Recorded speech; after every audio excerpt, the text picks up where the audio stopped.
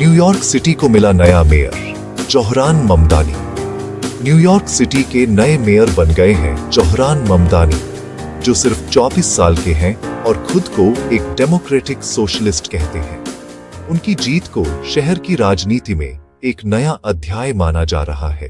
ममदानी ने पूर्व governor Andrew क्वोमो को हराया, वो भी दूसरी बार। पहली बार उन्होंने जून में डेमोक्रेटिक प्राइमरी में हराया था और अब जनरल इलेक्शन में भी बड़ी जीत हासिल की है। रिपब्लिकन उम्मीदवार कर्टिस स्लीवा ने भी मुकाबला किया, लेकिन उन्हें हार का सामना करना पड़ा। ब्रुकलिन में अपने विजय भाषण में ममदानी ने कहा, कई सालों से मेहनतकश लोगों से कहा जाता रहा कि सत्ता तुम्हारे हाथों के लिए नहीं बनी, लेकिन आज आपने हिम्मत दिखाकर उसे छू लिया है। आज रात तमाम मुश्किलों के बावजूद हमने जीत हासिल की है। उन्होंने आगे कहा, आज आपने एक राजनीतिक खानदान को खत्म कर दिया है। मैं एंड्रयू क्वोमो को उनकी निजी जिंदगी के लिए शुभकामनाएं देता हूं और यही आखिरी बार है जब मैं उनका नाम लूंगा। कौन है जोहरान ममदानी? जोहरान ममदानी 3 बार न्यूयॉर्क असेंबली के सदस्य रह चुके हैं। उनका जन्म युगांडा में हुआ, पर बचपन दक्षिण अफ्रीका में बीता।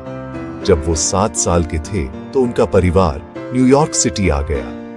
उन्होंने Bronx high school of science से पढ़ाई की और बोडोइन कॉलेज से ग्रेजुएशन किया।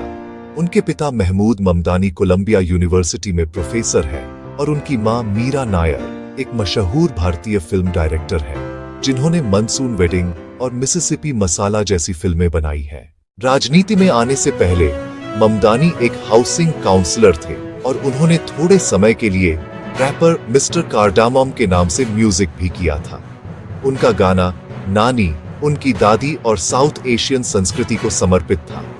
हालांकि विरोधियों ने उनके रैप वीडियो पर तंज कसा, लेकिन जनता को वो ईमानदार और जोशीले लगे। सोशल मीडिया से जनता के दिलों तक ममदानी ने चुनाव प्रचार में सोशल मीडिया का शानदार इस्तेमाल किया। उन्होंने उर्दू, बंगाली, स्पेनिश और अरबी भाषाओं में वीडियो बनाकर अलग अलग समुदायों से जुड़ाव बनाया। उनका एक मशहूर वीडियो हलालफ्लेशन कहलाया, जिसमें वो न्यूयॉर्क के स्ट्रीट फूड वेंडर्स से बात करते हैं कि कैसे महंगाई और सिस्टम की गलतियों से सस्ता खाना भी महंगा हो गया है।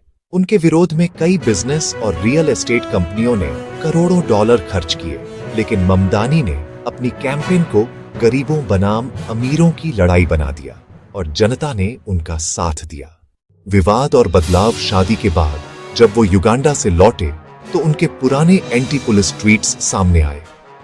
इसके बाद उन्होंने साफ कहा, मैं पुलिस को खत्म नहीं करना चाहता, बल्कि सुधारना चाहता हूं। उन्होंने यह भी कहा कि वो मौजूदा पुलिस कमिश्नर को पद पर बनाए रखेंगे। वो फलस्तीन के समर्थन और इजराइल सरकार की आलोचना के लिए भी जाने जाते हैं, जिससे कुछ समुदायों में नाराजगी भी हुई। लेकिन उन्होंने हर तबके से बातचीत कर अपनी बात रखी।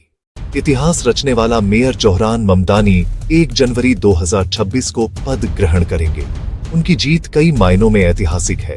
वो न्यूयॉर्क सिटी के पहले मुस्लिम मेयर होंगे, पहले दक्षिण एशियाई व्यक्ति जो इस पद पर पहुंचे हैं, और सबसे युवा मेयरों में से एक।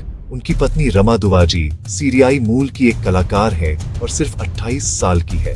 वो न्यूयॉर्क की पहली जेनजी फर्स्ट लेडी बनेंगी। ममदानी को न्यूयॉर्क के टैक्सी ड्राइवर समुदाय से भी गहरा लगाव है।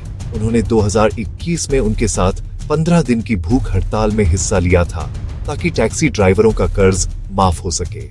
चुनाव के आखिरी दिन उन्होंने रात 12 बजे लाग्वार्डिया एयरपोर्ट के टैक्सी स्टैंड पर जाकर ड्राइवरों से कहा, रात की शिफ्ट के बिना सुबह नहीं आती। अंत में जोहरान ममदानी की कहानी बताती है कि अगर नीयत साफ हो और मेहनत सच्ची, तो कोई भी इंसान, चाहे वो आम घर से क्यों ना हो, दुनिया के सबसे बड़े शहर का मेयर बन सकता है। So today I'm going to be reading a letter from Umar Khalid, who is a scholar and a former student activist at the Jawaharlal Nehru University in Delhi, who organized a campaign against lynchings and hate. He has been in jail for more than 1,000 days under the Unlawful Activities Prevention Act and has yet to face trial, though his bail application has been repeatedly denied. He has also faced an assassination attempt. So this is Umar's writings. On a cold February morning earlier this year, I was taken out from jail in a police van for my first peshi in court since my arrest in September last year.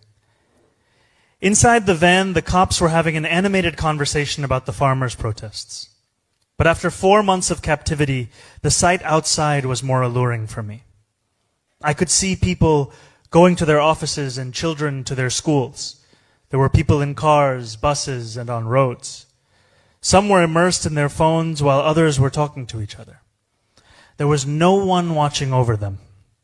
They were free to go wherever, talk to whomever. It was a fascinating sight, the sight of free people. I was reminded of the past when I too, like the people I was staring at, had been free.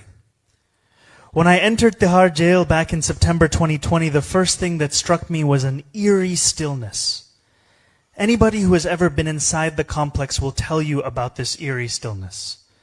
It seemed as if we had entered a ghost town, surrounded by high walls on all sides. As the police car that was shifting me from police station to jail kept moving inside, the sounds of the outside world slowly started to recede and were overtaken by silence. In my long hours of silence and an otherwise apocalyptic solitude, I keep telling myself not to turn bitter about my circumstances. It is quite easy to succumb to bitterness. But bitterness would not leave me good for anything productive. Certainly not for the fight we have set out to fight, of reclaiming our country from the forces of hate and divisions. I also keep telling myself to look at the larger perspective. A friend recently told me the story of a human rights lawyer in Chile who all through the years of Pinochet kept fighting cases against him in court. He lost every one of the cases.